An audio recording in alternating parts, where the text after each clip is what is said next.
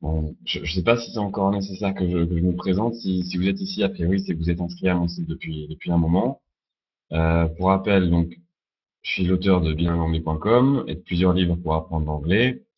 Ça fait 12 ans que je me sers de l'anglais tous les jours. J'ai appris l'anglais à Paris et seulement ensuite j'ai eu l'occasion de m'en servir pour voyager et pour le travail.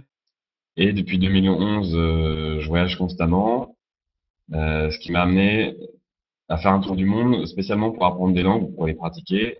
Donc, je suis intermédiaire en hongrois et en espagnol. Je peux regarder des programmes télé dans ces deux langues-là, je peux discuter de différentes choses. Et en russe, je suis encore un niveau débutant. Et donc, le but aujourd'hui, ça va de vous donner plein de choses pratiques sur les phrases adverbes. Alors, on va passer un peu plus vite sur ces parties-là avant de commencer. Vous avez déjà dû voir ça aux précédentes conférences. Mais gardez en tête pourquoi vous voulez apprendre l'anglais. Ça ouvre beaucoup de portes. Prenez de quoi noter aussi. Et soyez attentifs à ce qui est le plus important pour vous. C'est souvent ça le défi en langue. C'est que on est tous à des niveaux différents. Ça veut dire qu'on a tous besoin de se concentrer sur des choses différentes pour avancer. Donc, dans ce qu'on fait aujourd'hui, notez ce qui va vous aider le plus. Le thème de la conférence, c'est les phrases adverbs, c'est un terme de grammaire. Et dans la pratique, on va parler de phonétique aussi, et on va parler de vocabulaire, et pas juste de grammaire. La grammaire, c'est fait pour nous aider à observer la langue. Ce qu'on va essayer de faire aujourd'hui, c'est de voir plein de choses pratiques. On va voir beaucoup d'exemples aussi. Donc, n'hésitez pas à les essayer chez vous, à les répéter, à vous les approprier. Ça évite d'être inhibé à l'oral. Ensuite, souvent, le souci en anglais, notamment pour les francophones, c'est qu'on on est un petit peu timide quand vient le moment de parler. Et simplement de répéter des exemples chez vous, ou de répéter de l'anglais chez vous, ça vous habitue à utiliser les muscles de votre bouche pour prononcer les sons anglais. Et ça paraît peut-être rien, mais ça vous met à l'aise petit à petit. C'est interactif, c'est ça qui est génial avec ces conférences-là, c'est ça qui m'a aussi donné envie d'en faire un de plus. C'est interactif, donc profitez-en pour dire de quoi vous avez besoin, pour poser vos questions aussi. Et on a 1 heure de temps pour la présentation, et ensuite du temps pour des questions-réponses. Alors aujourd'hui, qu'est-ce qu'on va voir? Je vais rappeler les 3 grands moyens pour réussir en anglais. La phonétique, le vocabulaire et la grammaire. On va voir pourquoi c'est important. Et on va voir que ça nous donne une structure, un modèle pour travailler l'anglais. Le point de vue langue, c'est que le point de vue langue, c'est que c'est très vaste. Alors, un petit instant, Patrick me dit comment on éteint la musique. Est-ce que vous avez toujours de la musique de votre côté ou est-ce que c'est juste Patrick? C'est peut-être qu'il y a peut-être 2 fenêtres ouvertes. Ok, ok, ok, ok, ok. Il doit y avoir 2 fenêtres ouvertes pour vérifier Patrick. Euh, donc les 3 grands moyens pour réussir en anglais, c'est juste un rappel. Et ensuite, on va voir les phrases adverbes les plus importantes, c'est-à-dire les plus courants en anglais. On va aussi avoir, alors j'ai pas vu une section s'organiser en anglais.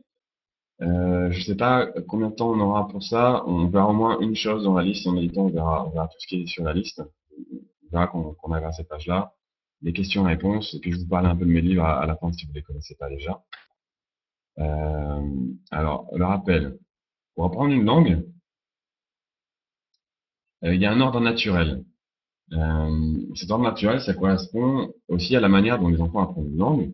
C'est le fait qu'ils parlent une langue pendant des années ils entendent une langue pendant des années avant de la parler, et une fois qu'ils commencent à la parler, ils la parlent pendant des années avant de commencer à lire et à écrire. Ça nous donne un schéma, un ordre naturel pour apprendre une langue. D'abord écouter, ensuite parler, ensuite lire, ensuite écrire. Je sais qu'on en a déjà parlé aux précédentes conférences, mais ça reste très important. Mettez l'oral en premier et mettez la réception avant la production. Souvent, quand on a du mal à parler, c'est parce qu'on n'a pas assez travaillé l'oral ou parce que on n'a pas assez de munitions. Les langues, souvent, c'est un peu comme une munition. C'est si vous avez beaucoup de vocabulaire parce que vous en entendez tous les jours, ou peut-être même que vous en lisez déjà tous les jours, à ce moment-là, ça sera plus facile de trouver vos mots. C'est pas automatique, c'est 2 muscles différents, mais ce sera plus facile de parler. Donc les 3 moyens pour apprendre une langue, c'est la phonétique, c'est-à-dire bien entendre les sons qui existent en anglais, mais pas en français. Ça veut dire ensuite bien articuler aussi, savoir quel muscle de la bouche utiliser pour prononcer chaque son anglais. C'est l'idée de mettre le son au centre de l'apprentissage dans l'ensemble et pas le texte. Une langue, c'est du son avant tout. Et puis, c'est aussi l'accentuation qui donne sa musique à la langue. L'accentuation de l'anglais est très différente de celle du français. Et puis, c'est aussi le rythme, accentuer les bonnes syllabes et les bons mots. C'est ça qui vous donnera le rythme de la langue anglaise. Et donc, toutes ces choses-là, on va les voir aussi à travers les phrasal verbs. On va voir comment grouper les mots pour avoir de l'anglais vivant quand on parle. Le rythme, c'est très important à ce niveau-là. On verra comment grouper les mots parce que si vous groupez bien les mots en anglais et que vous savez où prendre des pauses pour vous exprimer en anglais, à ce moment-là, ça évite d'être essoufflé et ça vous donne du temps pour réfléchir à ce que vous dites aussi. C'est un système de mini-pause. Si vous faites les pauses au bon moment quand vous parlez, vous avez toujours une marge de manœuvre pour savoir ce que vous allez dire. Le deuxième moyen d'étudier une langue, c'est le vocabulaire. C'est ce qui prend généralement le plus de temps. Et les phrasal verbs sont tellement fréquents en anglais que les maîtriser, ça va enrichir votre vocabulaire. Une chose bonne à savoir, c'est que en anglais, à l'oral, on utilise davantage de verbes que de noms. C'est le type de mot qui est le plus utilisé, les verbes. Et à l'écrit, c'est l'inverse, parce qu'à l'écrit, on a tendance à parler de choses on a tendance à parler de concepts, et pas de choses très concrètes, alors que quand on parle de manière vivante, le langage parlé, à ce moment-là, on parle beaucoup d'actions, on parle de ce qu'on fait, et c'est pour ça aussi que les verbes sont beaucoup plus courants à l'oral qu'à l'écrit. Le vocabulaire, ça veut dire aussi prioriser son vocabulaire. Donc les phrasal verbs qu'on va voir aujourd'hui, on va les voir par ordre de fréquence, le plus courant en premier. Le vocabulaire, ça veut dire aussi avoir une image claire du sens du mot. C'est ce qu'on va voir aussi dans les exemples. Les phrasal verbs, souvent, ça joue à l'intuition. Des fois, ils ont un sens très concret. Par exemple, come back, on va voir des exemples dans un instant. C'est très concret, ça veut dire revenir quelque part. Et parfois, c'est un peu plus subtil. Et dans tous les cas, si vous arrivez à visualiser le sens du mot, ça le rend davantage mémorable que si vous avez c'est juste du texte un peu flou dans votre tête. Ce qu'on veut, c'est une image claire de chaque mot, ce qui donne du sens aux choses. On va aussi voir un peu comment mémoriser. C'est un peu le jeu avec le vocabulaire, comment mémoriser les choses. Et on va parler un petit peu de grammaire aussi, en la gardant à sa place.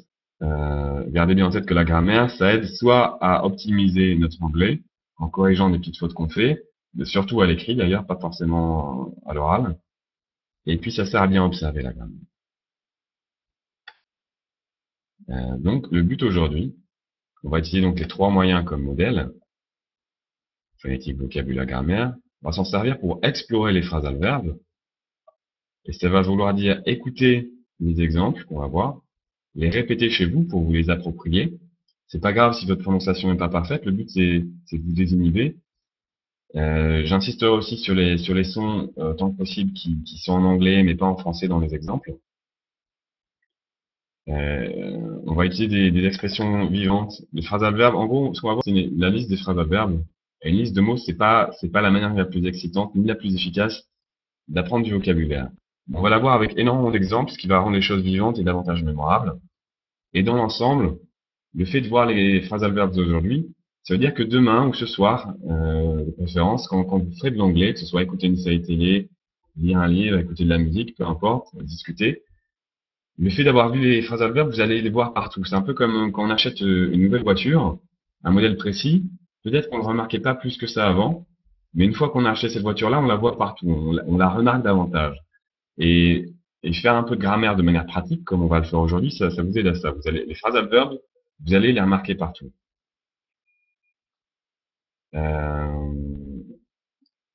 Pour retrouver les modèles, le PDF sera à disposition. Si vous voulez retrouver des choses après la conférence, ce sera à disposition. Alors, les phrasal verbs, c'est quoi déjà? On va voir la définition. Alors, un phrasal verb, c'est en français on dit verbe à particules. On peut aussi dire, c'est plutôt en anglais, verbe composé. En somme, qu'est-ce que ça veut dire un phrasal verb? C'est un verbe suivi d'une particule qui change le sens du verbe. Donc les particules, je vous ai mis la liste en bleu en bas sur la diapositive. Donc, les particules qui reviennent les plus souvent. Donc ça, c'est les 14 particules qui servent à construire les 100 phrasal verbes les plus courants. Up, out, back, on, down, in, off, over, away, about, around, through, along.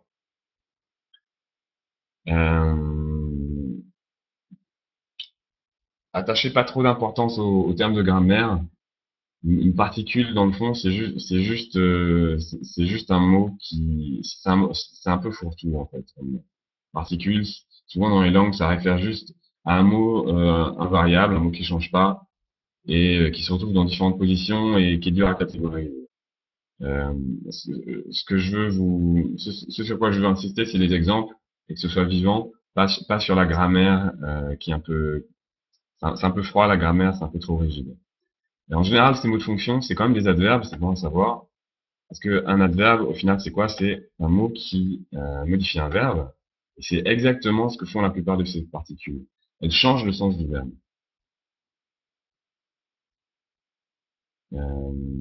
Alors, ouais, là, on va voir les 99 phrases adverbes les plus courants en anglais. Je pense pas qu'on ait le temps de tous les voir, euh, parce que si on veut voir des exemples, ça prend un petit peu de temps. Mais voilà, vous avez la liste. Je vous donnerai aussi un lien si vous voulez télécharger un extrait gratuit du livre. Ça vient d'un dictionnaire de fréquences. Donc vous avez la référence en bas ici. Donc c'est dans ce dictionnaire-là, vous avez les mots les plus fréquents en anglais par ordre de fréquence. Malheureusement, il y a pas la définition, il y a pas d'exemple, mais ça reste une ressource utile si vous voulez voir où vous en êtes en anglais niveau vocabulaire, combien de mots vous connaissez ou vous connaissez pas. Et donc, dans ce livre, on a ce tableau de 99 phrases d'adverbes les plus courants. Euh, et alors, on va commencer avec quelques exemples. Enfin, les exemples, c'est toujours ce qu'il y a de mieux pour adopter une langue. Alors, j'ai mis trois catégories ici. Celles qui ont un sens direct, c'est-à-dire les phrases adverbes où le sens est évident même pour un habitant francophone. Et puis, on va voir une catégorie à la fois. Alors, par exemple, come back. Come back, c'est voilà, c'est juste le verbe come et la particule back, un autre verbe. C'est pas difficile à comprendre. Si vous savez ce que ça veut dire come, venir, et back, l'idée de retour, vous comprenez que come back, ça veut dire revenir. Go out, sortir dehors, littéralement aller dehors, et go out, ça veut dire sortir. Si vous dites he's going out of the house, il sort de la maison. He's going out of the house. Vous pouvez simplement dire, c'est comme en français, c'est un sens direct et un sens figuré. He's going out of the house, il sort de la maison. Mais do you wanna go out tonight? Est-ce que vous voulez sortir? Est-ce que tu veux sortir ce soir?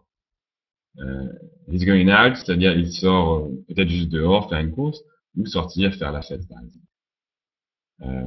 Look around, regarder. Littéralement, c'est-à-dire regarder et around autour. Il y a une idée de cercle. Regarder autour. Une traduction qui sonne mieux, ce serait simplement regarder autour de soi. Dans ces trois exemples-ci, le sens il est assez direct. Ensuite, dans les exemples suivants, le sens est un petit peu moins direct parce que down, up, away n'a pas vraiment de mots comme ça en français. Down, ça veut juste dire vers le bas. Up, ça veut juste dire vers le haut. Et away, ça veut dire s'éloigner. Mais en français, donc l'idée à remarquer là-dessus, c'est que en anglais, down, ça veut dire vers le bas. En français, on a toute une expression vers le bas, alors qu'en anglais, il faut juste un mot pour dire ça, down. Sit down, c'est dire à quelqu'un de s'asseoir. Sit down, please. Have a seat, sit down. Get up, se lever. C'est à quelqu'un qui est assis. Vous pouvez dire get up. Quelqu'un qui dort encore, get up. Et là, le sens n'est pas direct parce que up, ça veut dire vers le haut, mais get, ça veut dire prendre. Ça peut vouloir dire devenir.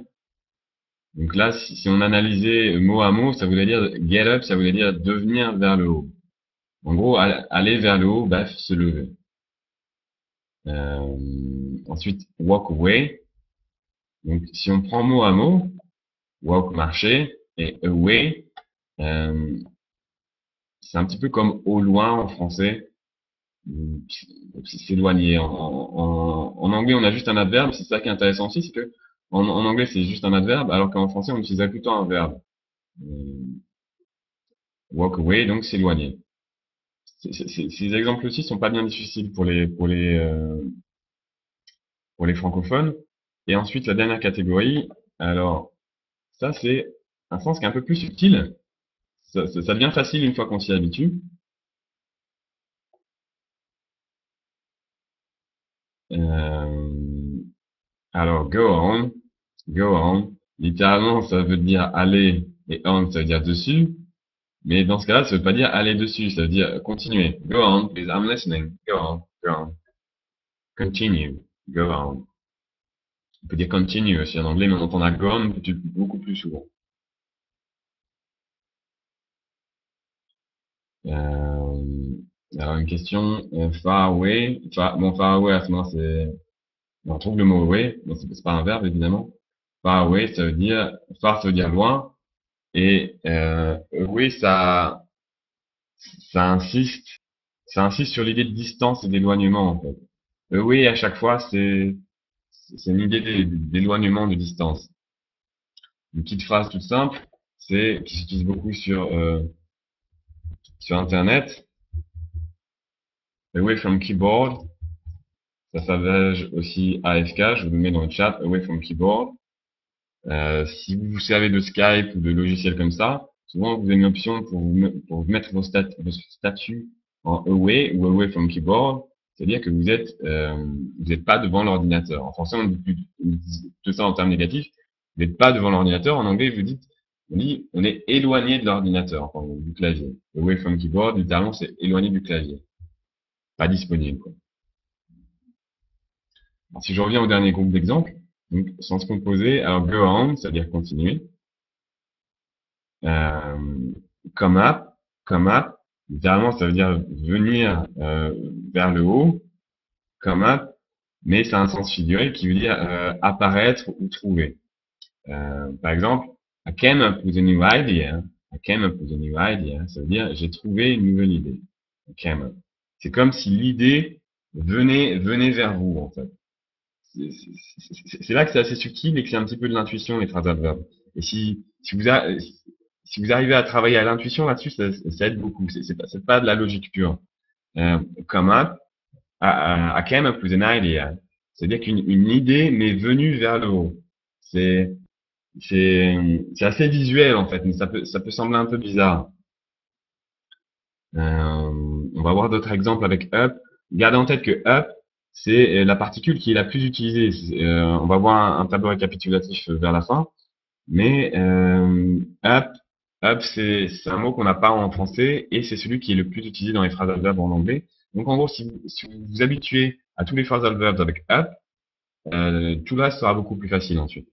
Parce que vous allez le voir tout le temps et vous allez finir par être familier avec ça.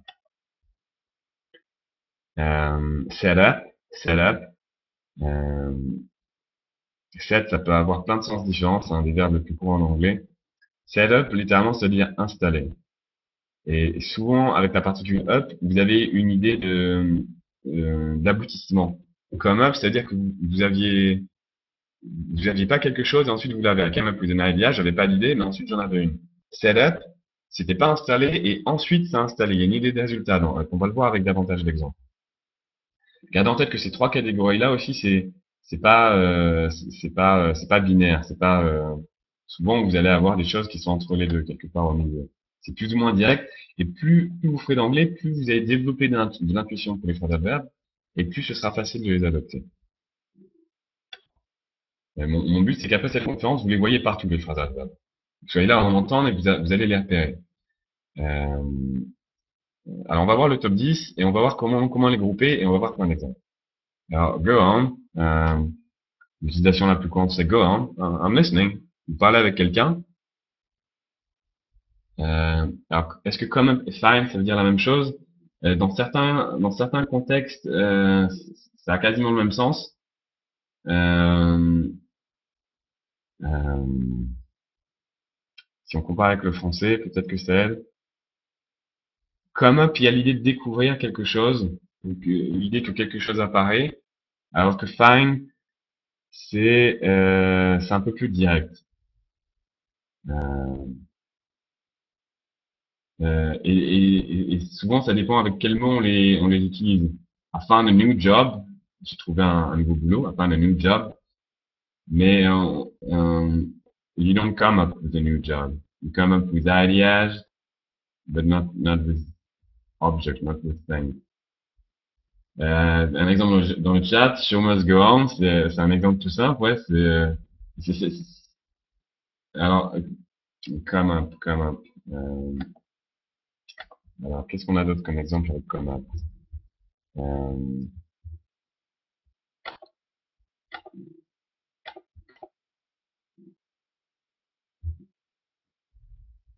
euh, come up, c'est l'idée d'apparaître. Alors, qu'est-ce que je peux vous trouver comme exemple plus parlant?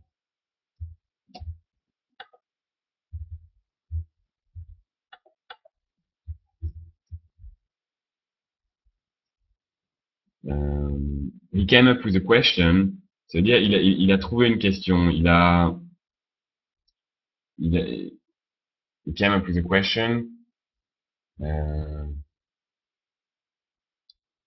c'est vraiment l'idée d'apparaître, quand même. C'est vraiment l'idée d'apparaître.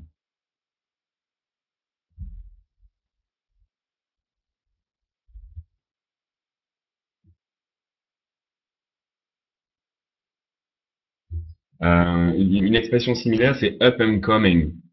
He's an up and coming, et à ce moment, c'est un adjectif. He's an up and coming, I don't know, businessman.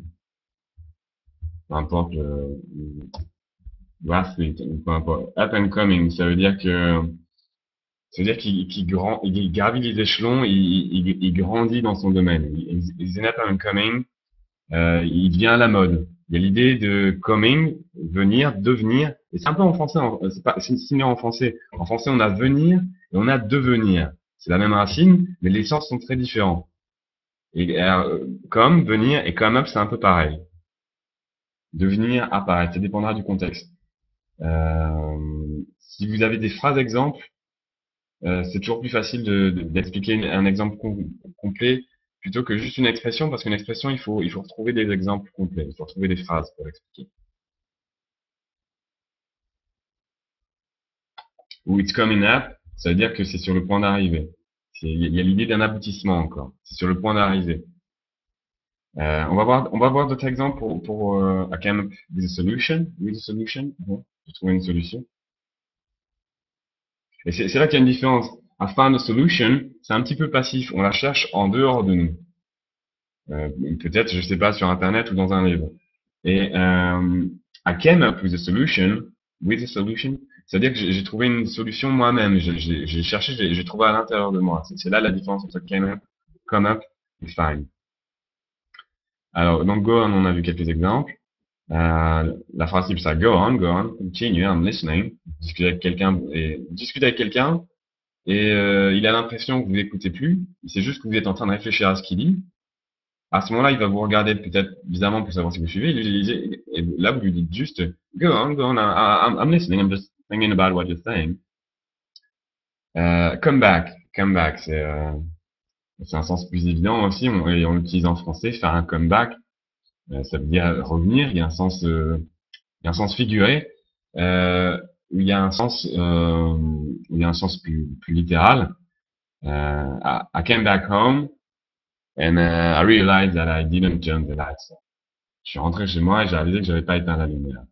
Ou, he's made a, bon, c'est plus un verbe. He came back. He came back really strong. Par exemple, dans du sport. He came back really strong. Ça veut dire, par exemple, dans un match de foot, peu importe, ou un match de boxe, he came back really strong. Ça veut dire, il était en position d'infériorité, et puis, il est revenu de manière assez forte. He came back really strong. Et là, ça veut pas dire qu'il est revenu, il a pas quitté le match. C'est juste son état qui a changé. Il était en situation de faiblesse, il est redevenu fort. Il came back to the strong. Euh, to come up, on en a parlé. To go back, revenir. Et c'est là qu'il y a une distinction à laquelle on fait peut-être moins attention en français. Come back, go back. La différence, euh, en français, on dit tout le temps revenir. Come back. En anglais, on dit aller, retourner en français. Come back, c'est plutôt revenir. Go back, c'est plutôt retourner. Et c'est là que c'est intéressant aussi parce que si on prend retourner en français, c'est re et tourner, mais l'idée de tourner, elle est un petit peu bizarre. On tourne pas vraiment quand on retourne quelque part. C'est juste qu'il n'y a pas forcément d'idée de cercle. Pick up. Alors voilà, un verbe avec up, ça fait partie des plus intéressants. Alors pick up, il y a plein de sens différents. You can pick up the phone, répondre au téléphone. Comment on efface ici? Petit souci technique. To pick up. You can pick up the phone, décrocher le téléphone. Et pareil en français, d'où ça vient de décrocher? Elle est où l'idée de crochet là-dedans? Il y a rien à voir avec un crochet. Peut-être la forme du téléphone, je sais pas, on décrocher le téléphone. Ou you can pick up a friend, on a deux exemples dans le chat. You pick up a friend at the airport, ça veut dire que vous allez le chercher. Et là, il y a l'idée, et up, donc ça veut dire vers le haut, et c'est là qu'on peut voir le sens de la particule. Pick up the phone, le téléphone, typiquement, il est sur une table, par exemple, et on prend le combiné, on décroche le combiné, on le soulève vers soi. Il y a une idée d'aller vers le haut, le combiné, il était posé quelque part, et on le rapproche de notre oreille, ça va vers le haut. Pick up the phone. Pick up a friend, c'est similaire. Vous avez un ami qui vous attend à l'aéroport, à ce moment-là, l'idée d'aller vers le haut, c'est que quand vous dites to pick up someone, en général, c'est en voiture. C'est-à-dire qu'il monte dans votre voiture. Il y a en français aussi, c'est l'idée d'aller vers le haut. Monter dans une voiture, monter, aller vers le haut, c'est la même chose. Pick up a friend. Vous pouvez aussi pick up a fruit.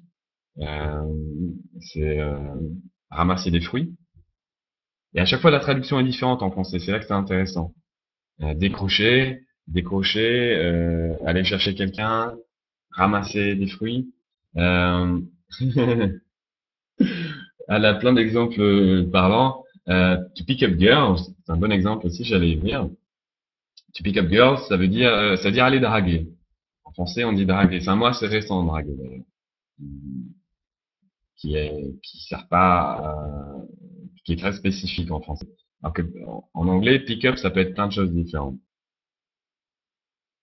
To find out.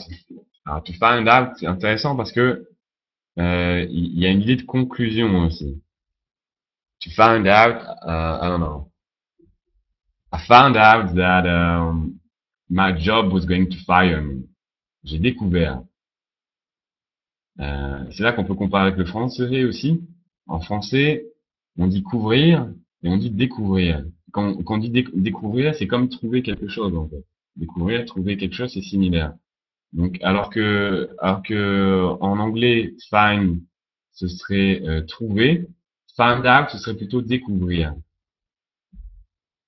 Et à ce moment-là, out, ça ressemble un petit peu à dans découvrir. Out en général, il y a une idée il y a l'idée qu'on franchit une zone. On prend l'exemple suivant qui a out aussi dedans. To figure out, c'est comprendre. To figure out. Et c'est ça qui est intéressant avec out, c'est qu'il y a toujours cette idée, il y a un changement d'état. When you find out, il y a le moment où on ne sait pas quelque chose, et il y a le moment où on le découvre. Et en général, c'est à propos d'une information, find out. Ça pourrait aussi être, I found out that my girlfriend was cheating on me. Really bad. C'est souvent pour des choses assez négatives, j'ai l'impression, find out. Parce c'est un peu, on est les derniers au courant de l'information. Il y a cette idée-là, c'est là que ça insiste. To come out. To come out, littéralement, ça veut dire sortir. En français, il y a une expression qui est passée dans le langage courant, un coming out, quelqu'un qui est homosexuel et qui ose pas le dire et qui finit par le dire. Il y a un coming out, il y a un changement d'état encore. La logique est la même. Il y a un moment où les choses sont d'une certaine manière et come out, on change d'état. To go out, sortir simplement, aller dehors. Littéralement, c'est-à-dire aller dehors, sortir. Il y a une idée de franchissement. On est chez soi, ensuite on n'est plus. To grow up. Alors grow up, il est vraiment intéressant parce que ce qui est intéressant aussi ici, c'est dans tous ces verbes, c'est de voir la différence de sens avec et sans la particule. Pour les premiers verbes, c'était quasiment tous go ou come, c'est moins intéressant. Mais grow up, il est vraiment intéressant. To grow, ça veut dire pousser. Plants grow, les plantes poussent. C'est l'idée d'une action qui est en cours. En français, on peut dire croître aussi. Et alors, grow up, si on traduisait mot à mot, ça voulait dire pousser vers le haut. Et en vérité, ce que ça veut dire, grow up, ça veut dire grandir. Kids grow up, les enfants grandissent. Si vous discutez avec quelqu'un et que vous trouvez qu'il est en train de se comporter comme un enfant, vous dites grow up, grandis. Alors, comment on dit en français En français, on dirait mûrir à ce moment-là. Il y a la même idée. Pousser, mûrir, il y a une idée similaire. Euh, to grow up. Donc, pousser vers le haut, littéralement, mais ça veut simplement dire grandir. Et c'est là qu'encore il y a l'idée de vers le haut, parce que quand on grandit, c'est pas juste, déjà c'est physique, les enfants sont petits, ils grandissent, donc ça c'est bête à dire, mais ça veut dire qu'ils poussent bien vers le haut, pas vers le bas. Mais il y a aussi une idée un peu plus figurée derrière, un peu plus spirituelle. To grow up, c'est aussi mental. En français, on dit s'élever. S'élever à un certain niveau, c'est toujours l'idée d'aller vers le haut. To grow up, c'est un sens similaire. Alors, on a des questions sur come out, come out, euh, come out. Qu'est-ce que c'est un bon exemple pour come out? Euh,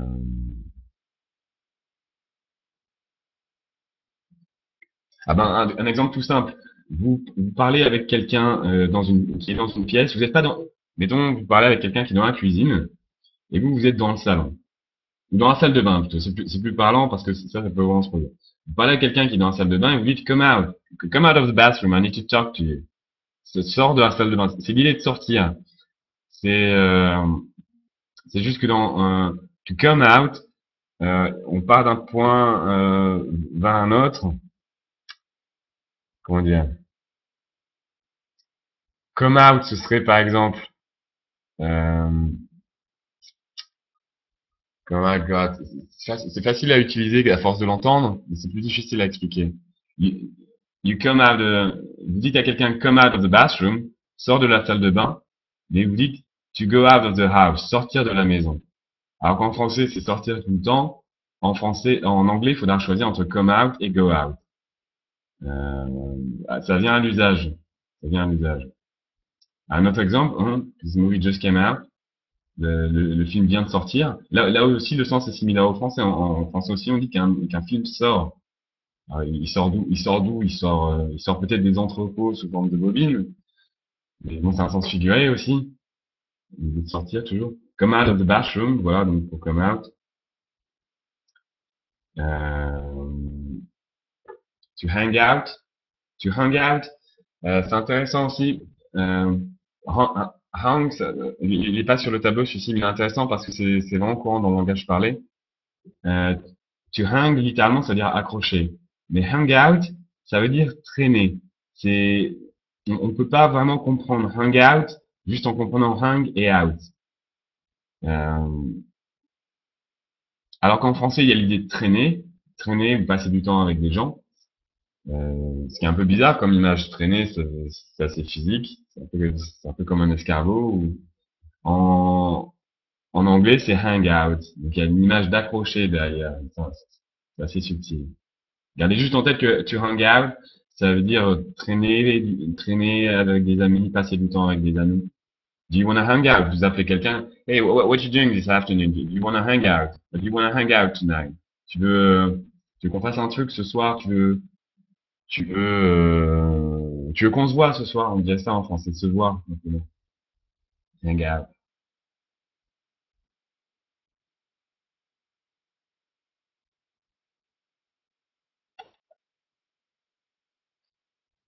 Tu come in, euh, vous êtes, euh, vous êtes chez vous, quelqu'un frappe à la porte, pour lui dire d'entrer, vous dites juste come in, c'est pas compliqué.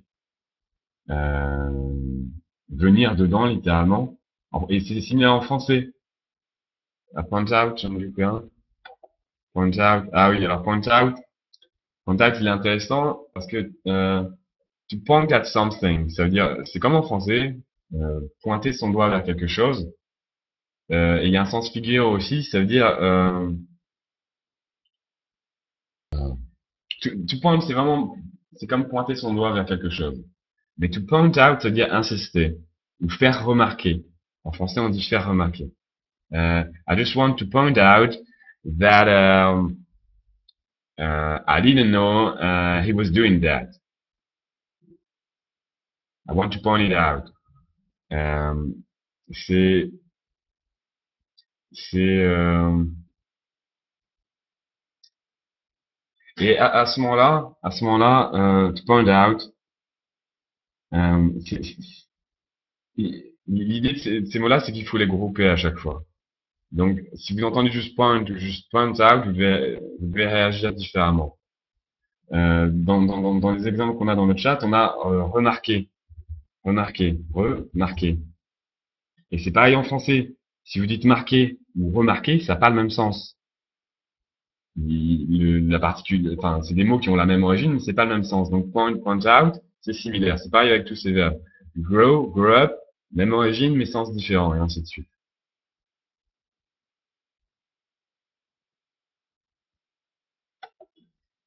To come in, to turn out.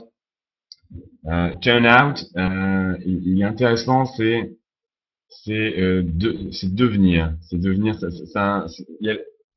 on a la même image en français avec un retournement de situation. Par exemple, it turned out to be that, I don't know, you're just watching a movie, that, comme in c'est entré, you're just watching a movie, and it turns out that the murderer was so and so. I don't know.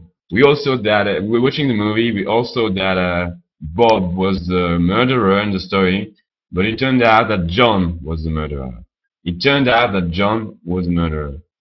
Et donc c'est un verbe toujours en anglais, mais en français on a l'idée de retournement de situation, c'est la même chose. Tourner, turn out, il s'avère, il découvre quelque chose aussi, c'est assez proche. Et en français, on a un retournement de situation.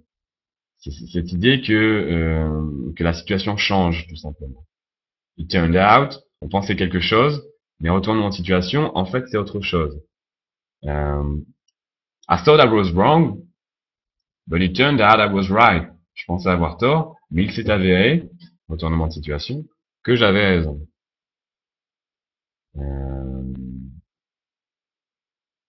To set up, on a parlé, to set up, ça veut dire installer.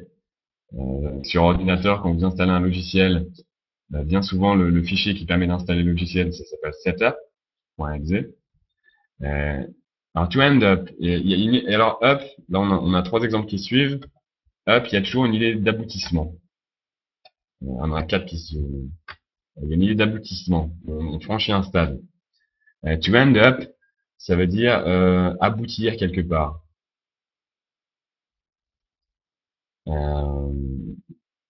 I don't know. I was taking the bus, and I was reading, and I didn't pay attention to as to where I should get off the bus, and I just ended up in a little town very far away. I just ended up there. En français, on peut dire j'ai terminé. Il y a l'idée de terminer, arriver quelque part.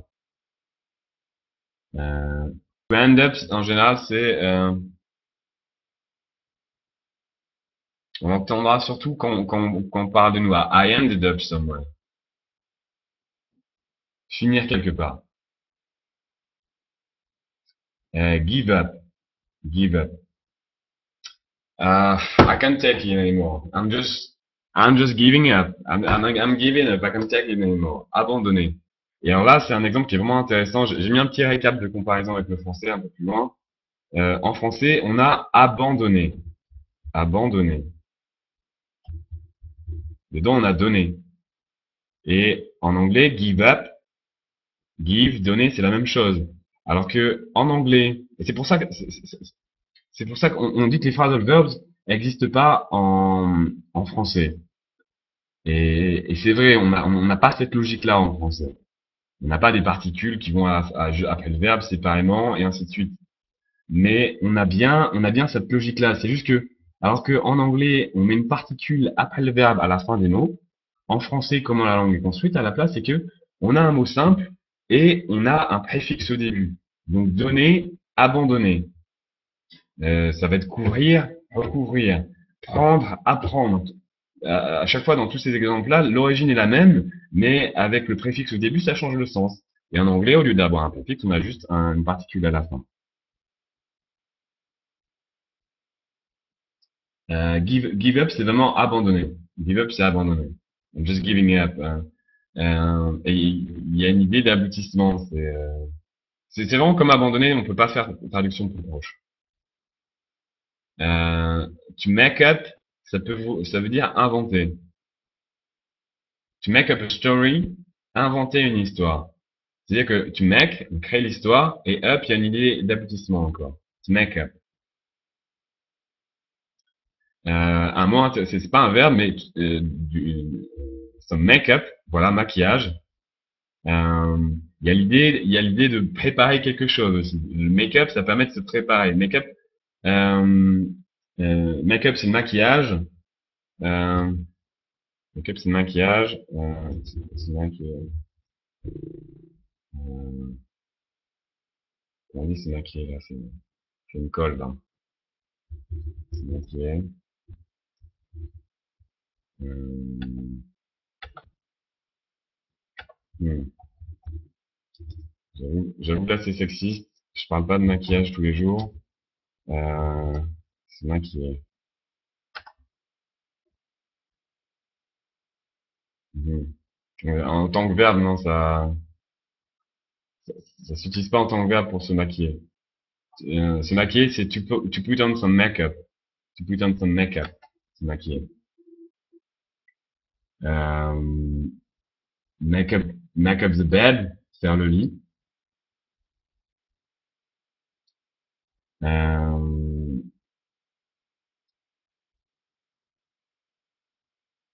on va voir, on va voir des comparaisons avec le français bientôt. Je pense que je vais passer la diapositive suivante pour comparer avec le français. Ça aide beaucoup. To be about. What are you on about? Euh, mais c'est pas, il devrait pas être dans la liste, moi. Ça, c'est pas un très bon exemple, je pense. Be about, c'est pas vraiment un phrasal verb. On laisse de côté. To sit down, s'asseoir. Littéralement s'asseoir vers le bas. To look up, il est vraiment intéressant. To look up. Alors, il y a plusieurs sens. Mais un sens qui est intéressant par rapport au français, euh, to look up at someone, c'est-à-dire admirer. Ça veut dire, quand on admire quelqu'un, il y a l'idée de regarder vers le haut. C'est comme un enfant qui admire ses parents, il les porte en haute estime, on peut dire en français. Il y a l'idée que c'est vers le haut, toujours. To look up.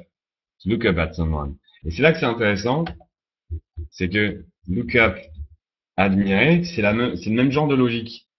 En français, on a admirer, euh, ça vient du latin, ad, ça veut dire vers, et mirer, ça veut dire regarder. Euh, to look at you, c'est juste regarder quelqu'un, mais to look up at someone, voilà, to look up at someone, ça veut dire l'admirer.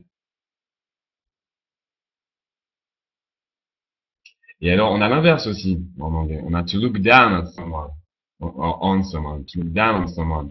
Ça veut dire, euh, comment on traduit ça en français? To look down at someone, ça veut dire qu'on pense ils ont pas méprisé, voilà, méprisé, c'est le plus proche. To look down on someone. Ne pas estimer, comment dire en français?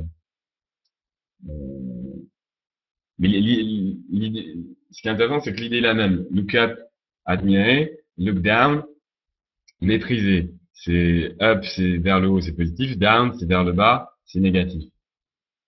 Euh, et un autre sens, c'est évidemment to look up a word in the dictionary. Et à ce moment-là, le sens est totalement différent. C'est juste regarder dans le dictionnaire. En français, on dit regarder dans le dictionnaire. Et en anglais, c'est to look up in the dictionary. C'est juste comme ça. Et quelque part, c'est juste de les observer, de s'habituer à ces verbes-là. Et pour beaucoup, ça vient naturellement. L'air de rien, on fait un exercice difficile au sens où on travaille avec une liste et on prend des exemples à chaque fois. Et l'avantage et c'est pas mal parce que ça va vous aider à les observer, ces verbes. Mais dans la pratique, vous allez juste en entendre partout, vous allez mieux les observer maintenant, et c'est comme ça que ça rentre naturellement. Parce que vous n'aurez pas besoin de chercher des exemples, quand vous pratiquez, les exemples, ils sont partout. Il n'y a pas besoin de les inventer. Euh, come on. Bon, l'exemple le plus courant, c'est come on, let's go.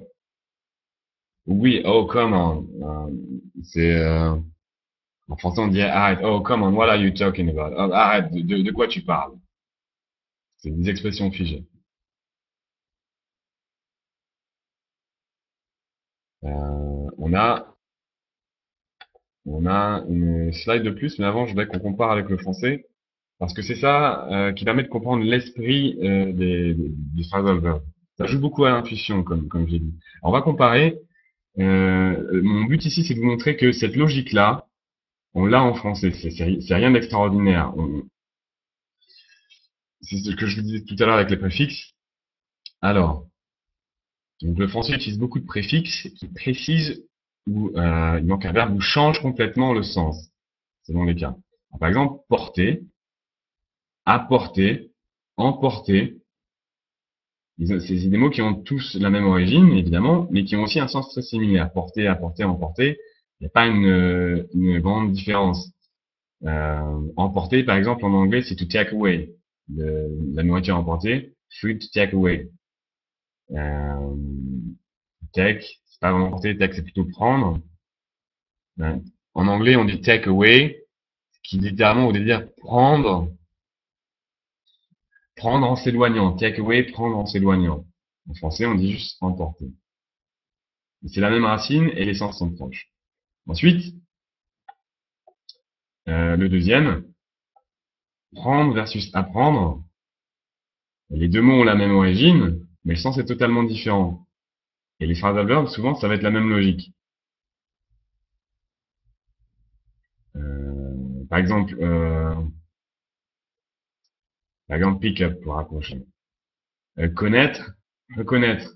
Il y a un sens, il y a la même origine et au niveau du sens c'est proche, mais c'est quand même pas pareil.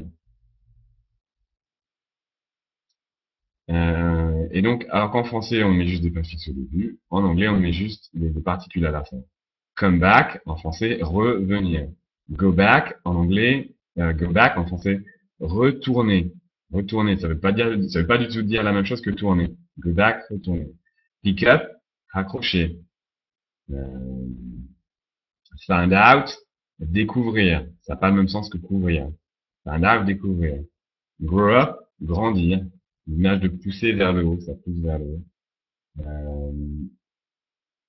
Point out, remarquer, faire remarquer selon le contexte.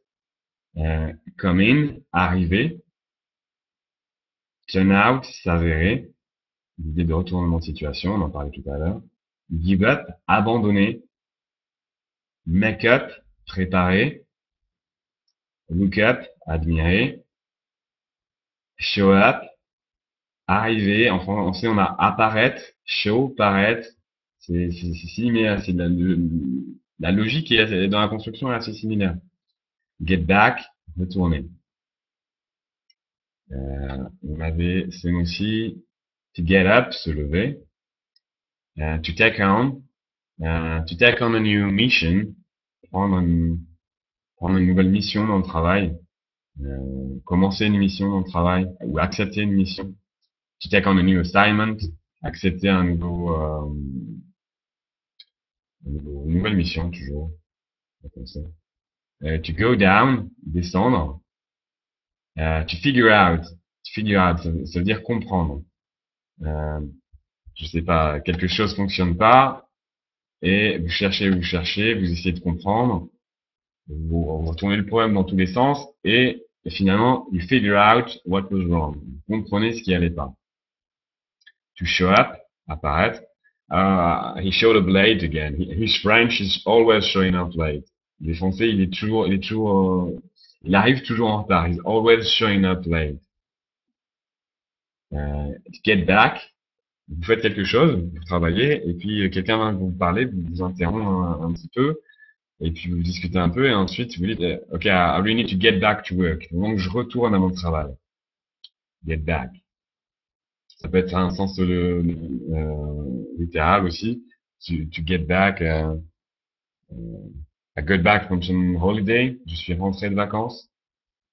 L'idée de retourner, revenir. Come down. What it comes down, comes down to. What it comes down to. C'est une expression très anglaise encore. What it comes down to. What it boils down to. What it comes down to. What it boils down to.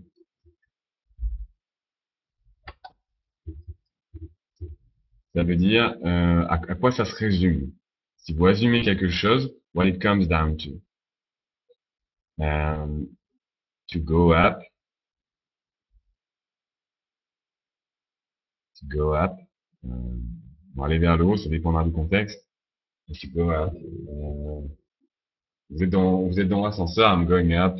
C'est un sens direct.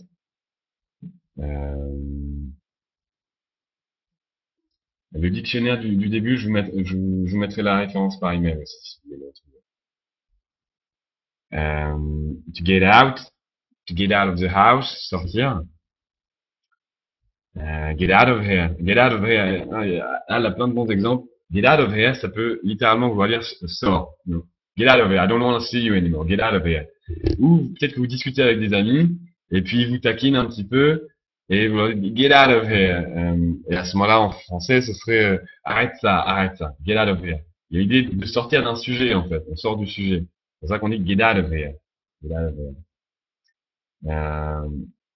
Stand up.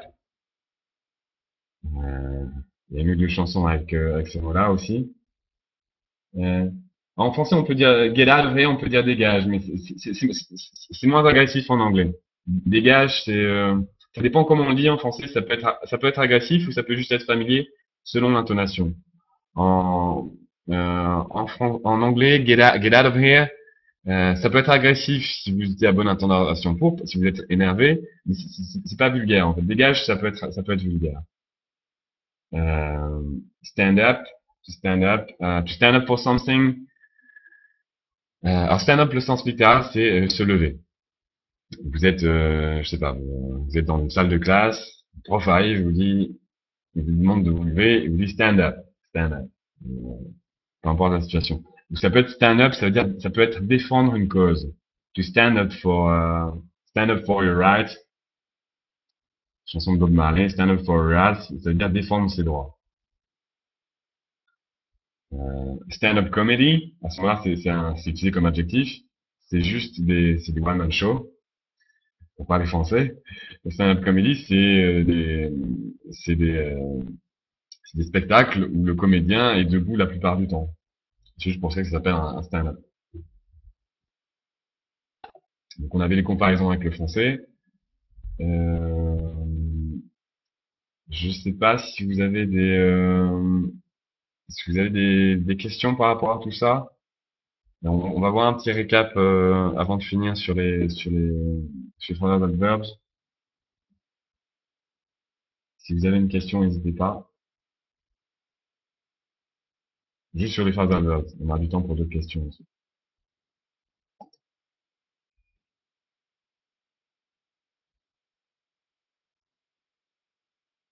Est-ce que les Américains utilisent plus les phrasal verbs que les Britanniques? C'est une bonne question. C'est une bonne question. Je pense pas qu'il ait raison. Peut-être qu'ils vont en utiliser certains davantage que d'autres. Comme pour l'exemple de dégage tout à l'heure, Gela Albrière, peut-être qu'en France on va dire dégage, mais au Québec ils vont dire autre chose. Donc il y a des petites variations, mais dans l'ensemble les phrasal verbs ils sont partout, quelle que soit la variété d'anglais. Ok, les comparaisons en français c'est clair, ok. Ok, si ça déjà c'est passé, c'est bien. Euh, to look up at, to look up to someone. To look up to someone, to look up to someone, ça veut dire admirer. Euh, to look up at someone, on doit pouvoir le dire, et à ce moment ce serait juste regarder quelqu'un qui peut-être est situé physiquement plus vers le haut. Mais c'est vraiment un... Peut-être s'il est sur scène, à ce moment-là on dirait juste to look at him.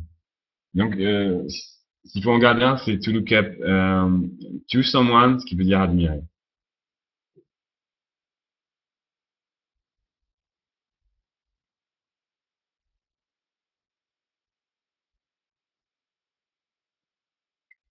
Alors, est-ce qu'il faut tous les apprendre ou seulement au fur et à mesure? Euh, je dirais le mieux, si vous voulez pas perdre de temps, c'est de vous concentrer sur les plus courants, disons déjà les 10 plus courants, pour vraiment vous familiariser avec. Et ensuite, je pense pas qu'il faille apprendre par cœur. L'idée, c'est de les voir, de les observer, comme on l'a fait aujourd'hui, et ensuite pratiquer, pratiquer, pratiquer. Et là, c'est là que vous assimilez la langue. Là, ce qu'on vient de faire, c'est d'étudier. Mais en anglais, en langue, il y a une phase étude qui nous permet de décomposer un peu le problème et de simplifier. Et ensuite, il y a toute la phase de pratique, et c'est là qu'on assimile vraiment. Euh, les phrasal verbs sont pas dans mes livres. Sont pas dans mes livres. Je prépare un truc sur le vocabulaire dans l'ensemble, mais c'est pas dans mes livres. Euh, Les comparaisons avec le français, vous aurez accès au PDF, encore une fois, pas de souci. Turn on, turn off, c'est un bon exemple. Turn on, c'est allumer, turn off, c'est éteindre. Euh, alors, la question de Patrick, c'est est-ce qu'il y a d'autres exemples avec on et off?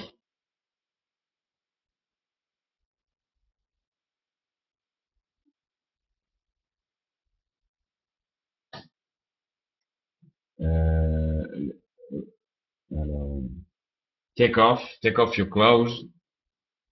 Alors, il n'y a pas toujours l'équivalent, en fait. Quand vous avez un verbe avec off et un autre avec on, switch on, switch off, turn off, c'est facile. Il y en a un qui veut dire activer globalement et l'autre qui veut dire désactiver, allumer, éteindre. C'est c'est une logique en miroir. Ensuite, on dit take off your clothes, enlever ses vêtements, mais on dit to put on some clothes, mettre des vêtements. Donc c'est pas le même verbe. To walk on and off, c'est pas vraiment, c'est pas un phrasal verb dans ce cas. To walk on and off, ça veut dire travailler sans arrêt en fait, sans cesse. Ah non, pardon, walk on and off, c'est l'inverse justement. C'est des moments où on travaille, des moments où on travaille pas. To walk on and off, alterner entre des moments où on travaille, on, on, et des moments où on travaille pas. Il y avait une remarque sur la fréquence des verbes. Les phrasal verbes, ils sont vraiment utiles parce que les verbes d'ensemble, dans l'ensemble, pour parler anglais, il vaut mieux se concentrer sur les verbes que sur les noms. Et comme les phrasal verbs sont présents partout, et quand vous apprenez des phrasal verbs, vous apprenez des verbes normaux aussi. Donc, concentrez-vous sur les verbes si vous voulez progresser à l'oral dans l'ensemble. Alors, où est-ce qu'on place la particule? C'est une très bonne question. La particule, en général, elle est toujours après le verbe. Et elle est toujours après le verbe. Ensuite, vous avez des petites exceptions, mais il y a des puristes qui disent que ça se fait pas, en fait. Euh, Par exemple, je donne un exemple. Euh, to, to give up something, to give up something, abandonner quelque chose. Mais on peut aussi dire to give something up. Et à ce moment, c'est donner quelque chose. Dans l'ensemble, pour être tranquille, mettez toujours la particule après le verbe. Bon, on a un bon exemple. Could you pick me up? À ce moment-là, la particule, et c'est là, il y a après le me. Euh, il y a pas vraiment de règle là-dessus. L'idée, c'est pas d'afficher sous forme de règle. L'idée, c'est d'assimiler du langage, à force d'en faire tous les jours. Le but, c'est d'en faire. Ce qu'on a fait aujourd'hui, si vous faites pas de l'anglais ce soir et demain et à travers la journée, ça va être perdu parce que votre cerveau, au bout de 2 jours, il aura oublié tout ce qu'on vient de voir. Euh, donc, faites de l'anglais ce soir, comme un loisir, hein, pas comme une corvée, et ça va rentrer. Donc, globalement, mettez toujours la particule après le verbe et les exceptions, parce qu'il y en a toujours. En grammaire, il y a toujours des exceptions. Des exceptions que vous saurez les gérer à force de faire de l'anglais, ça va rentrer naturel. Et le mieux, c'est évidemment de travailler avec des exemples, et quand vous pratiquez, les exemples ils sont pas. Euh, ah oui, through. Alors, on va voir un dernier tableau récap sur les phrasal verbes, ensuite on passera à un autre sujet. Alors, c'est là, ce que vous avez ici, c'est les particules les plus courantes. À gauche, vous avez la fréquence, pour les textes où ça a été analysé. Donc, la particule la plus courante, c'est up. Ensuite, out, back, on, down, in, off, over, away, about, around, through, along. Euh, pardon, j'avais une question sur through. To go through. Il est en bas, l'avant-dernier. To go through. To go through something. Il y a l'idée de traverser, en fait. To go through something. To go through a document, ça veut dire parcourir un document. Et through, à chaque fois, il y a une idée de traverser. To see through something, c'est voir à travers quelque chose. Euh, to think through something, c'est-à-dire you think about something, tu penses à quelque chose, mais you think through something, c'est-à-dire penser à quelque chose de A à Z. C'est là qu'il y a une idée de traverser. En pensant qu'il y a de A à Z, une idée de traverser, on fait tout l'alphabet. C'est une image. Et to go through something, to think through something, ça veut dire traverser un sujet de A à Z. Alors la fréquence c'est une bonne question, je l'ai pas expliqué. Comment on trouve les mots les plus courants dans une langue? On prend énormément de textes, de transcriptions. Je donne un exemple bateau, c'est vous prenez, je sais pas, les 1000 livres les plus connus en anglais, vous les mettez tous dans un même gros fichier, vous les passez à la moulinette sur ordinateur, et la moulinette fait plein de choses compliquées pour identifier si tel ou tel mot est un verbe, ou un nom, ou un adjectif. Et bien, une fois que vos 1000 livres sont analysés, là, vous êtes capable de compter chacun des mots qui existent dans votre collection de textes, et de là, vous avez la fréquence des mots. Donc, quand on voit que up a un total de 360 000 occurrences, ça veut dire que les textes qui ont été utilisés pour analyser ces verbes, il y avait simplement 360 000 fois la particule up dans un phrasal verb. Le chiffre est pas important. Le chiffre en lui-même, il n'est pas important. Ce qui est important, c'est le rapport entre les chiffres. Ça veut dire que up, par exemple, qui est la fréquence de la particule la plus utilisée, euh, elle est déjà 3 fois plus utilisée que la troisième. Ça veut dire que, par exemple, si on compare through, juste 5000, c'est que les phrasal verbs avec through, il y en a, mais il n'y en a vraiment pas beaucoup. Donc, quand vous commencez, il vaut mieux vous concentrer sur les mots avec up que ceux avec through. Parce qu'ils sont plus courants, ils vont vous servir tout le temps. Euh, to break through, ça dépend si c'est to break through. Ça peut être de passer un record, passer un cap. To break through. Et si vous dites en un mot, ça peut être un achèvement. Euh,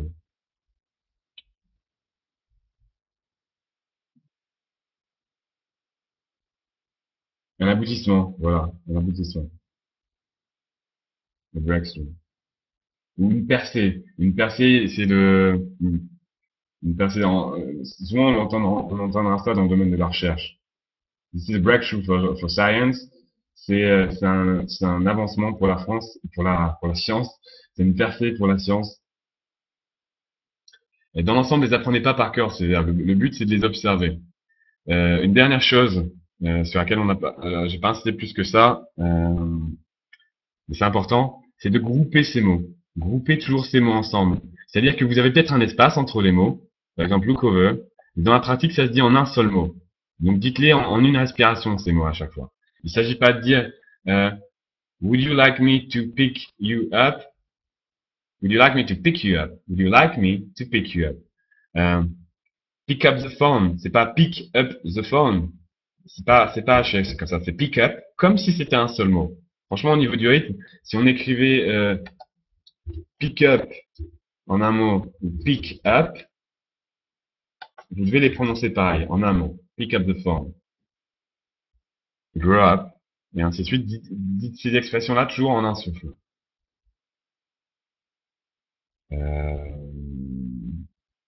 Voilà. Ce que j'aimerais que vous reteniez de tout ça, c'est de les observer. Encore une fois, il s'agit de pratiquer et c'est comme ça que vous assimilez.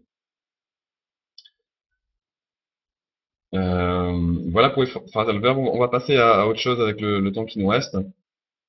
Je pense qu'on a juste le temps de faire une chose. Pour la fréquence des mots, le PDF, tout ça, vous aurez tout ça par mail. Voilà, j'avais fait une petite fiche aussi. Comment assimiler? Alors, si vous décomposez les mots, avec l'étymologie notamment, et en comparant avec le français, ça va vous aider. Je fais référence à comparaison avec le français. Si vous décomposez les expressions, vous comparez avec le français, c'est plus simple. En gros, ce qu'on a fait aujourd'hui, je veux que ça vous aide à observer. C'est le plus important. Ensuite, ça va vous aider à comparer avec le français et à bien comprendre.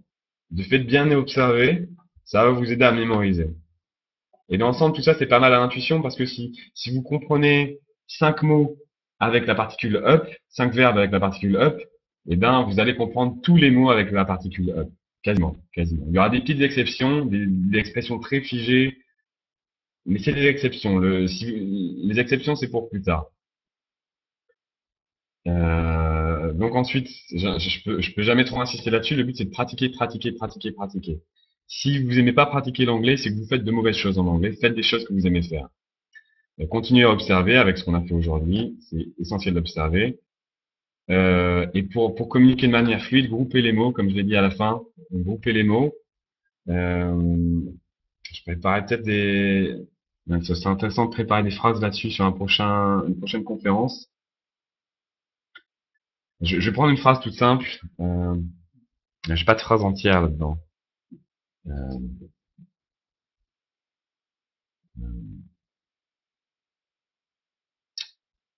Juste le temps de trouver un exemple.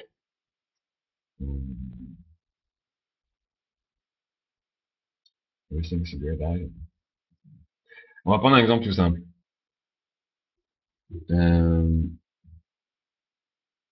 Can you pick me up at the airport? Can you pick me up at the airport, please? Can you pick me up at the airport? Vous avez, je vais l'écrire. Can you pick me up at the airport, please? Can you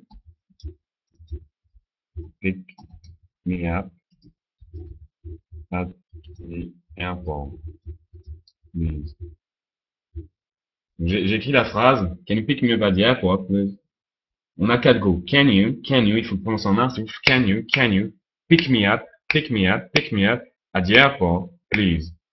Là où j'ai mis des slash, c'est là où vous reprenez votre respiration. Et l'idée, c'est que si vous voulez communiquer clairement, groupez vos mots de manière intelligente. Donc, quand vous avez un phrasal verb, groupez-le. Ne le décomposez pas. J'insiste là-dessus parce que c'est ça qui va vous permettre d'être fluide à l'oral et ça vous évite de vous fatiguer et ça simplifie tout. On va passer à un autre sujet avec le peu de temps qui nous reste. Alors, s'organiser en anglais, c'est un domaine assez vaste.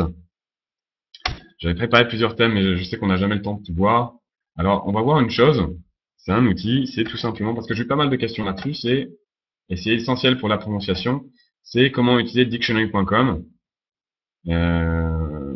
pour non seulement vérifier le sens d'un mot, mais aussi pour améliorer votre prononciation et votre compréhension orale. Alors, je vais passer en partage d'écran. Si Ah, c'est le partage d'écran. Je l'ai testé hier, mais ça ressemblait pas à ça. Peut-être comme ça, voilà. Je vais partager mon écran et je vais juste vous montrer comment vérifier la prononciation sur dictionary.com parce que c'est tout simple mais c'est essentiel. Euh, voilà.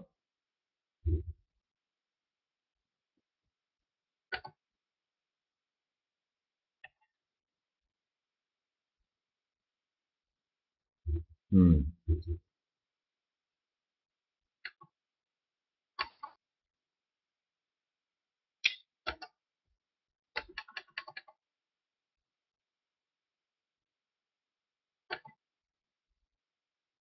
Le temps que ça se connecte.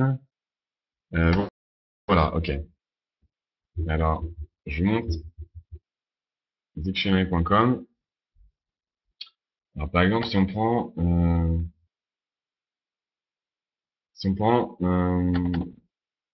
le mot cam, c'est tout simple. On va en prendre un plus intéressant. C'est un de mes exemples préférés. Alors, sun. Donc, je vais agrandir un petit peu tout ça. Donc là, je suis sur dictionary.com.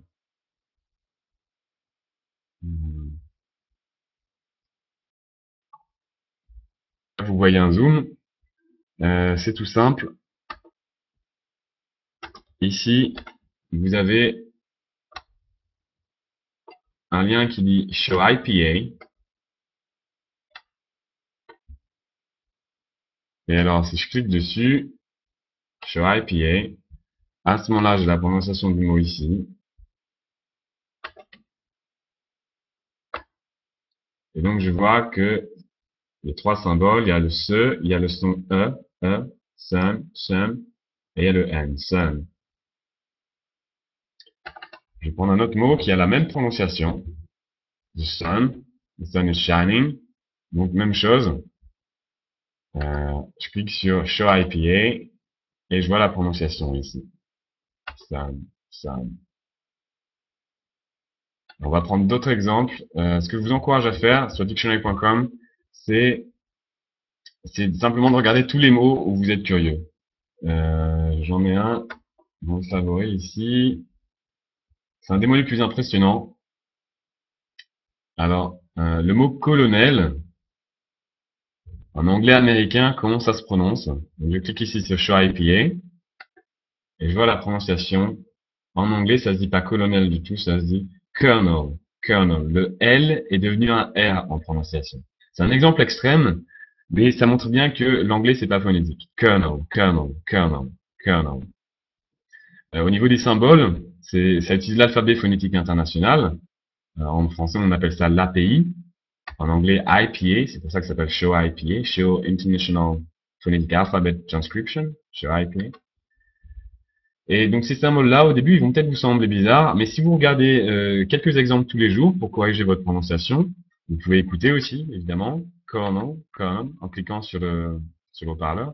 Si vous regardez des exemples comme ça tous les jours, vous allez vous habituer à ces symboles, vous allez comparer les mots entre eux, et ça va devenir naturel pour vous d'utiliser ces symboles-là. Et ensuite, vous n'avez même plus besoin de l'audio, juste voir la transcription phonétique, ça va vous permettre de bien prononcer le texte.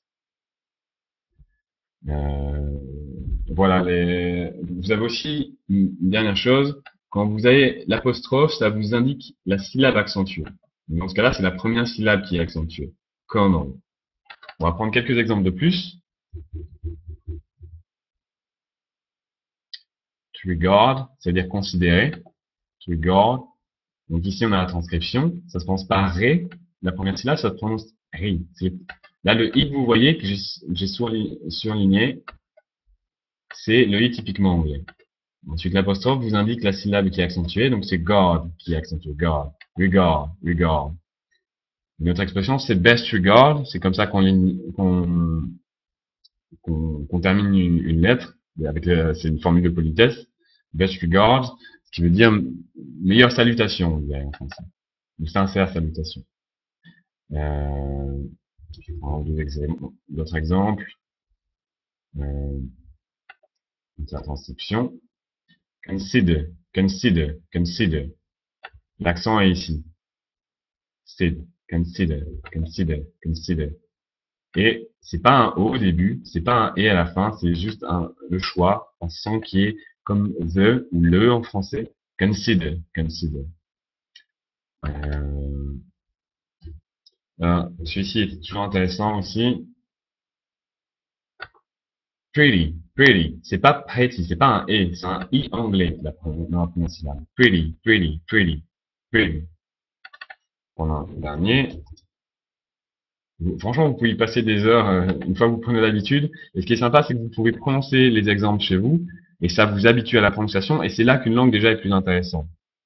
Si on fait des petites choses parfois un peu ennuyeuses, si on y ajoute de l'oral, en général, ça les rend beaucoup plus intéressantes. Et ça permet d'avancer. Respect, c'est pareil, la première syllabe c'est un i et la deuxième est accentuée. Respect, respect. Voilà, donc allez sur dictionary.com. Voilà. Voilà.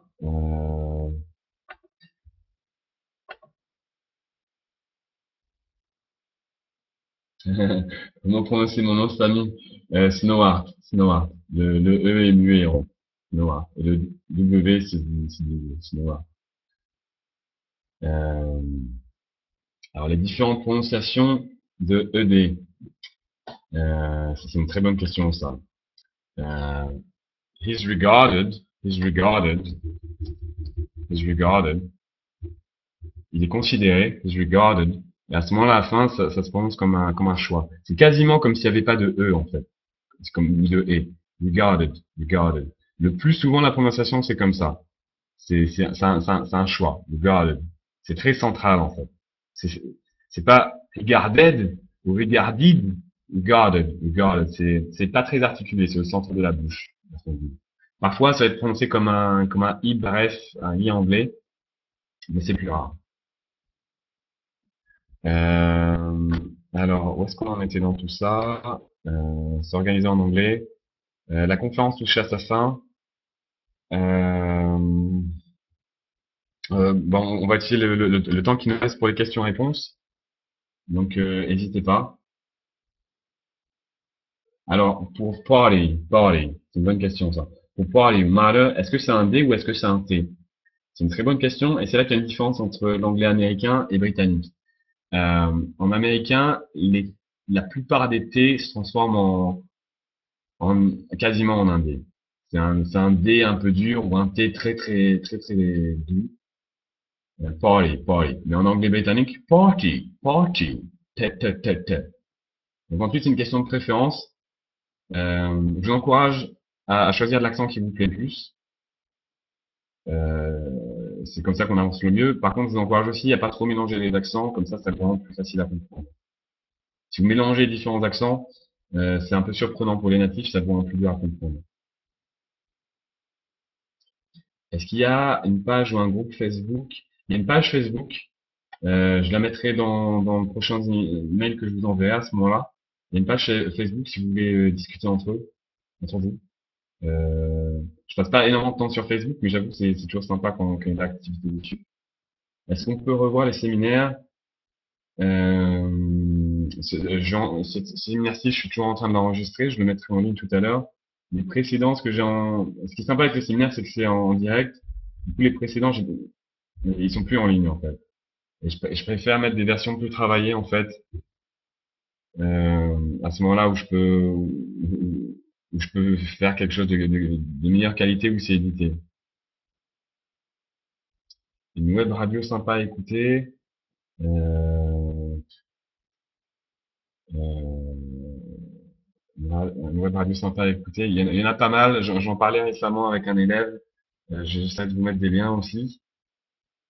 Euh, euh, je vous enverrai un email. Je pense cet après-midi, je peux le faire.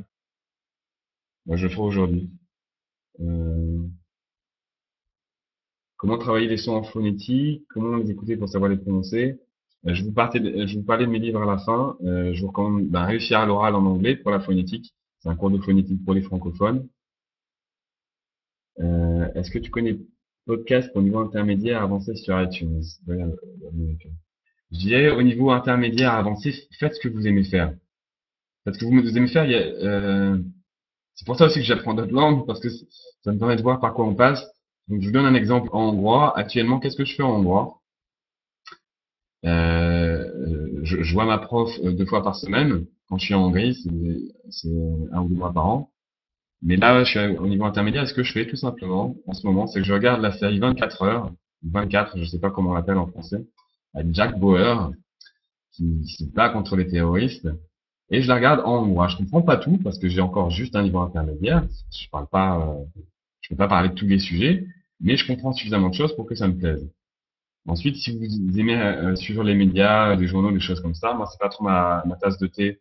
Mais si vous aimez ça, écoutez-en. Ça vous permet de pratiquer. Toutes les manières de pratiquer sont bonnes. La seule mauvaise manière, c'est de pas pratiquer, parce que là vous perdez vos acquis. Et voilà quoi. Mettez le plaisir. Si vous trouvez des choses qui vous plaisent et que vous augmentez la quantité, c'est gagné d'avance. Ça prend du temps, selon le rythme auquel vous avancez, mais c'est gagné d'avance.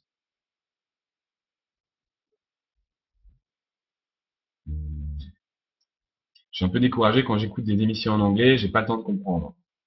Ça dépend du niveau aussi.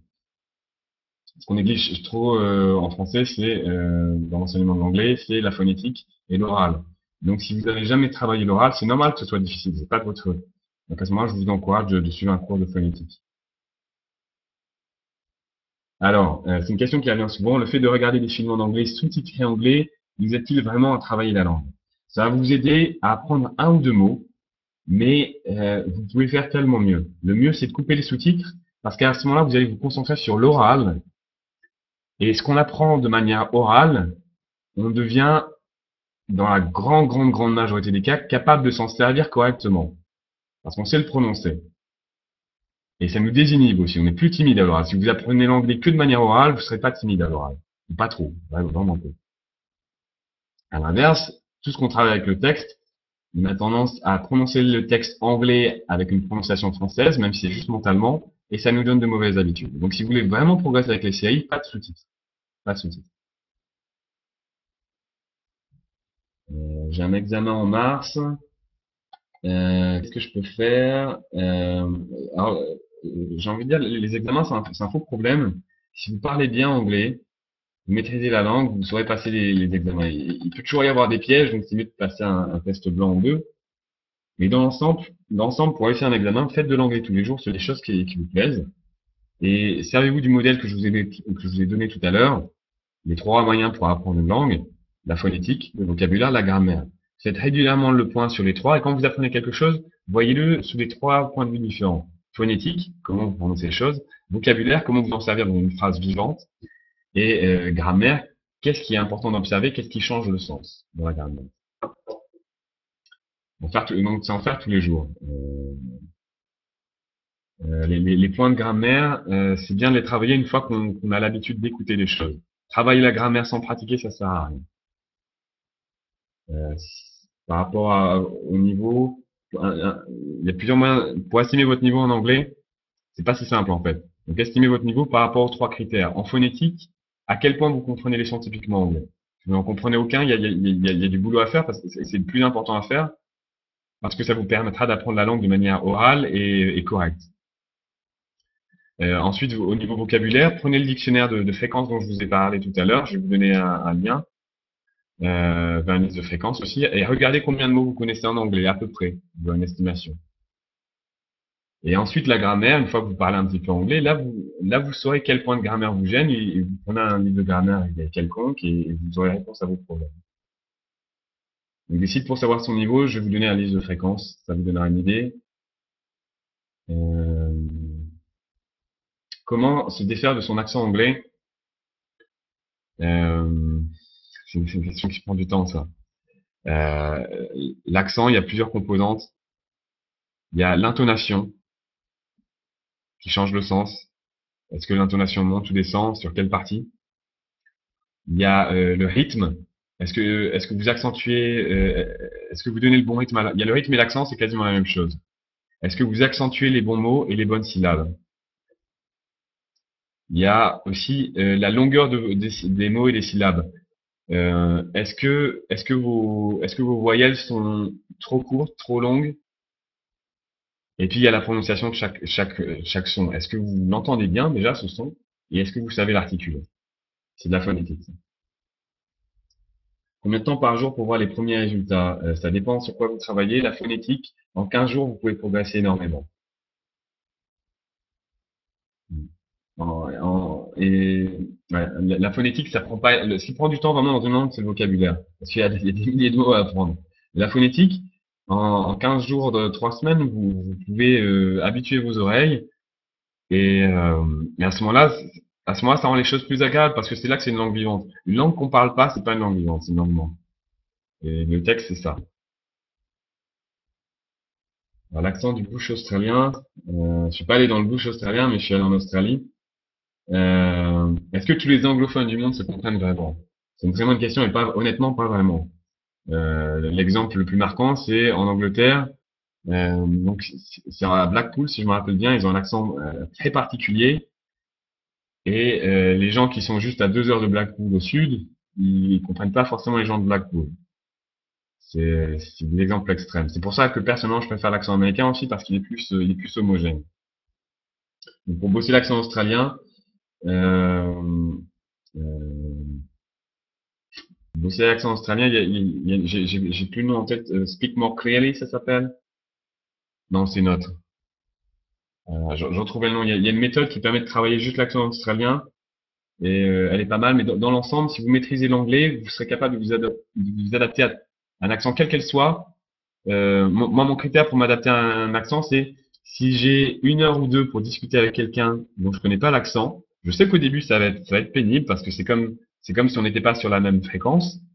Mais je sais qu'en discutant 1 heure ou 2 avec lui, je vais m'habituer à son accent et je vais être capable de le décoder. C'est comme de régler une radio. Ensuite, évidemment, plus vous avez de vocabulaire, et plus vous maîtrisez la phonétique dans son ensemble, plus simple ce sera. Et un bon livre de grammaire, honnêtement, j'en ai pas encore à recommander parce que on surestime l'importance de la grammaire. Donc, pour l'instant, j'en ai pas à recommander. Apprendre par les jeux vidéo, une remarque, oui, apprendre par les jeux vidéo, ça marche, oui, ça marche. C'est c'est sûrement des manières les plus. Le paradoxe des jeux vidéo, c'est que on a l'impression qu'on est juste face à un écran et que c'est pas très vivant. Mais en fait, pour apprendre une langue, c'est génial parce que vu que vous pouvez interagir, parce que vous avez des choses à faire dans le jeu, je sais pas, peut-être juste que vous regardez l'interface, peut-être que vous sautez quelque part et ainsi de suite. Peut-être que vous avez des objets dans votre inventaire, que ce soit un jeu d'action où vous avez des armes ou un jeu d'aventure où vous avez je ne sais quoi. Vous avez des choses, c'est visuel, c'est interactif et c'est un peu comme d'être à l'étranger, c'est un peu comme une simulation. Les jeux vidéo, c'est une simulation de voyage à l'étranger. C'est le défaut, c'est que parfois ça fait pas assez travailler l'oral, mais plus ça va et plus les jeux ressemblent à des films et plus il y a d'oral. Donc si vous, si vous aimez pas les séries télé, essayez les jeux vidéo. Si vous avez le temps pour les deux, c'est génial. Vous allez beaucoup progresser très vite. Euh, ok, la conférence touche à la fin. Je vais vous parler de mes livres si vous les connaissez pas encore. Il y en a 3. Je vous présente l'ordre dans lequel je les recommande. Le premier que je recommande, c'est Le don des langues. Je l'ai écrit pour 2 profils. Les personnes qui pensent avoir des difficultés pour les langues dans leur ensemble, pas juste l'anglais, pour les langues dans leur ensemble, qui pensent pas avoir de don pour les langues. Et ça, en général, ça veut juste dire que le hasard a mal fait les choses et on ne sait pas comment s'y prendre en langue. On ne sait pas ce qui est important, on ne sait pas comment s'organiser, on ne sait pas comment décomposer une langue, qui est quelque chose d'énorme, en éléments plus simples et plus digestes. C'est comme le modèle dont je vous parlais tout à l'heure avec les 3 moyens de progression en anglais, phonétique, vocabulaire, la grammaire. Il y a d'autres manières comme ça de décomposer la langue pour la simplifier, pour la rendre digeste. Donc j'ai vraiment écrit ce livre-là pour aider d'une part les personnes qui pensaient avoir des problèmes en langue, que ce n'était pas fait pour eux, comme certaines personnes pensent pas être douées pour la musique. Et je l'ai aussi écrit pour un autre profil de personnes, qui est les personnes qui aiment les langues vivantes et qui aiment apprendre de nouvelles techniques pour apprendre plus facilement, plus rapidement. Donc c'est le premier livre, Le don des langues. Si je devais en recommander qu'un dans l'histoire, ce serait sans doute celui-ci, parce que il vous apprend à apprendre.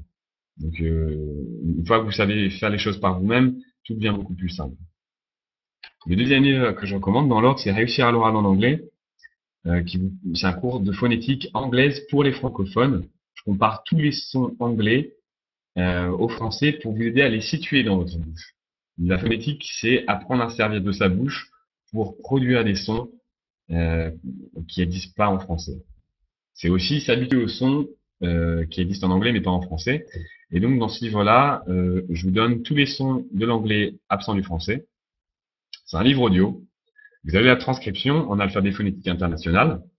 Vous avez les mots les plus courants. Et vous avez des bonus pour mettre en pratique ce que vous apprenez et aussi pour vous concentrer sur certains points comme l'orthographe anglaise. L'anglais, c'est pas phonétique, ça s'écrit pas comme ça se dit.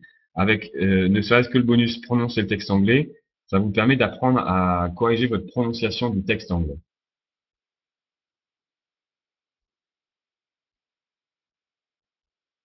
Euh, Si vous avez du mal à comprendre l'oral, donc je vous recommande ce produit-là.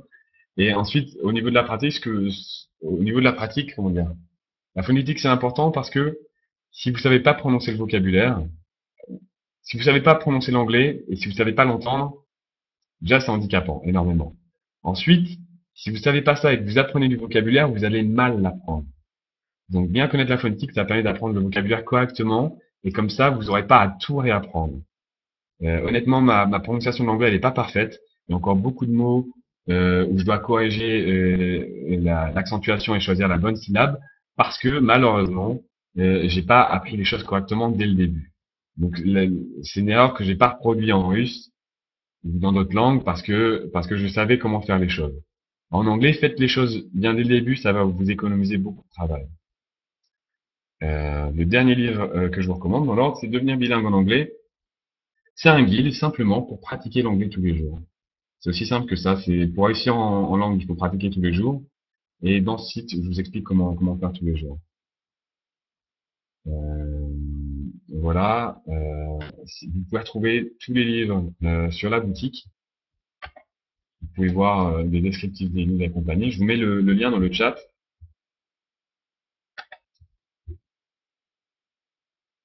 Euh, voilà. Je vais arrêter l'enregistrement ici et puis on va garder quelques minutes pour répondre à une ou deux questions.